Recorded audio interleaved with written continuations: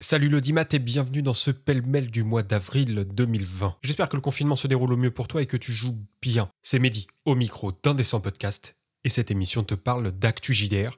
C'est parti!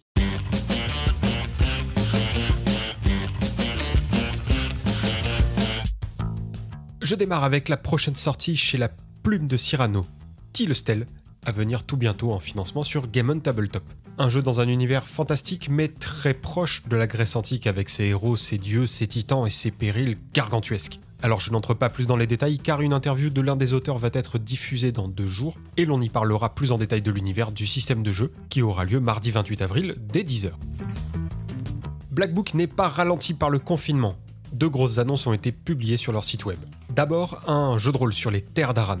Si jamais tu ne sais pas ce que c'est, il s'agit en fait de la saga de BD sur les nains, les elfes, les magiciens et les gobelins sortis chez Delcourt Soleil. Aucune date précise n'a été dévoilée pour le moment, aussi patience avant de voir ce que cela donnera en jeu de rôle, même si la BD est véritablement très proche de notre hobby.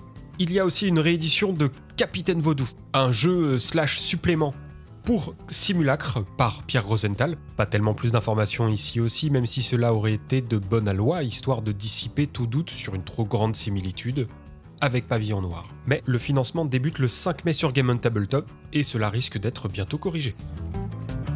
Entremonde n'est pas en reste non plus, car une flopée de PDF a été transmis aux personnes ayant souscrit à la campagne La Geste de la fin des temps.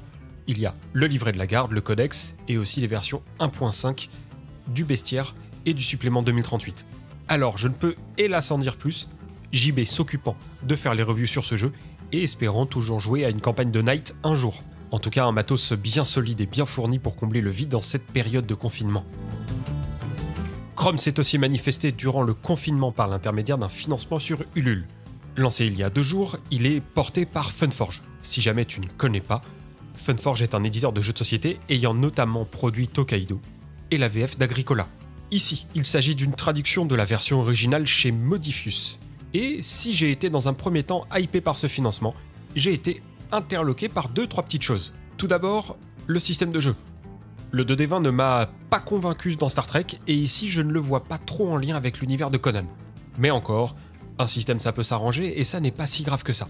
Ensuite, il y a l'absence de contrepartie PDF. Non pas que je sois extrêmement friand des supports numériques, jouer uniquement avec des PDF est une chose de plus en plus courante. Et passer à côté de cette potentielle communauté-là est un pari risqué d'après moi, notamment en cette période de confinement. Et enfin, il y a l'absence de contrepartie boutique. Funforge est un distributeur de jeux, et ne pas proposer de contrepartie boutique alors que ces dernières sont ses clientes est une chose que je trouve pour le moins troublante. Au moment où j'enregistre ce podcast, il semble que Funforge soit en train, je cite, de mettre en place un programme pour les boutiques qui recevront les détails prochainement grâce à une newsletter dédiée. Donc, dans l'attente d'en voir plus, mais cela les relègue malgré tout en arrière-plan de cette campagne, voire même moins si ce programme vient à être lancé après le financement, car après l'heure, ce n'est plus l'heure. Passons désormais aux choses gratuites ou pas très chères. Histoire de rester dans une ambiance confinée, l'éditeur 7mess, j'espère que je prononce bien au passage, a dévoilé son kit d'introduction de Nock. Le kit fait 100 pages, ce qui est assez gargantuesque et te donne de quoi voir venir pour un bon petit moment. Pour info, Nock est un jeu futuriste sombre et post-apocalyptique où la Terre s'est retrouvée enfermée au sein d'une gigantesque structure appelée l'Artefact. Artefact qui empêche en grande partie les rayons du soleil d'arriver sur Terre et a foutu en l'air notre technologie, tout en mettant en place un joyeux système totalitaire appelé l'administration, qui dirige d'une main de fer ce qui reste de l'humanité enfermée dans ce qu'on appelle des blocs, qui sont les évolutions post-apocalyptiques de nos villes. Entre vérité cachée, mystère autour de l'artefact, remise en question du système et une létalité à chaque coin de rue, le jeu semble très prometteur après un premier survol du kit dont je parlerai plus longuement dans une brève le mois prochain. Escape from the Dino Island est à prix libre. Gulix a mis cela en place et merci à lui. Donc si tu souhaites vivre des aventures à la Jurassic Park et te faire courser en talons hauts par des T-Rex, le tout sous système Apocalypse, jette-toi dessus car c'est un véritable petit bijou. Également, Fabien Fernandez a mis en ligne un petit scénario pour Desstart intitulé Opération Ninja, qui te permettra de faire jouer un groupe envoyé dérober un objet précieux chez un notable. Subtilité, discrétion et ninjutsu sont au programme de ce PDF vendu au petit prix de 2€. Arcane Asylum fait aussi des siennes avec un petit truc offert pour The Witcher appelé Witcher Mode Facile. Un petit document PDF qui te permettra de découvrir en surface un jeu, au système qui n'est pas des plus évidents à assimiler. Et enfin, le studio Dead Cross donne des nouvelles plutôt cool d'Awaken, avec un kit d'introduction de 48 pages permettant de donner un aperçu du sombre et dangereux univers de jeu.